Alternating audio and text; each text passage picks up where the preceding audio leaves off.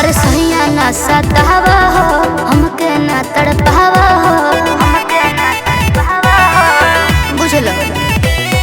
और पहिला मिलन आवा हो, ओठ से ओठ सतावा हो, ओठ से ओठ सतावा हो। डर लगे कहते बोली के जावा राजा, लिखे जावा राजा। हो सेज वाला भइल के जावा राजा, धक धक करता करे जावा राजा। सेज वाला भइल के जावा राजा, धक धक करता करे जावा राजा। सेज वाला भइल के जावा राजा, धक धक करता करे जावा राजा। कहतानी बहिया में आवना, बतिया में तू भूला वावना।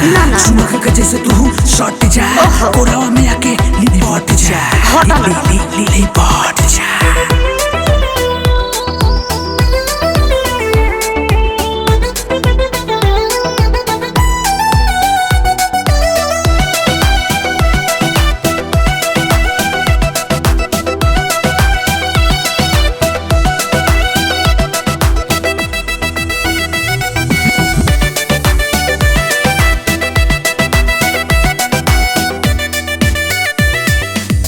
कुछ दिन पिया सुन धर तू धीर हो, तोहरे तो धन हो मजा लेह तू फिर हो,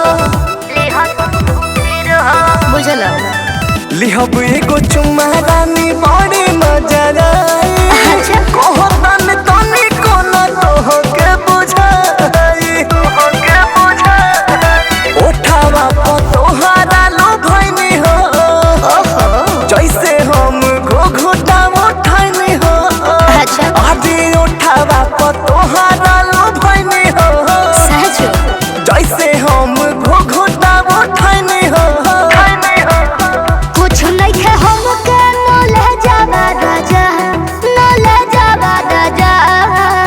ए हो ए सेज वाला भइल के जावा राजा, धक धक करता करे जावा राजा।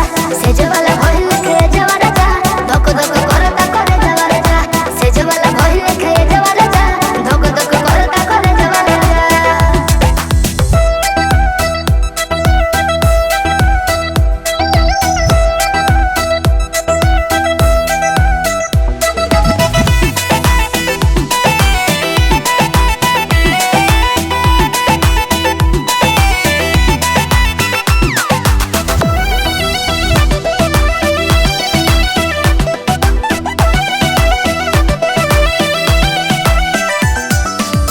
ठीक बात लेला मजा ऊपर ऊपर हो, इधर उधर कहरा नहीं लगत रे डर हो, बुझलो। हटो धीरे धीरे रानी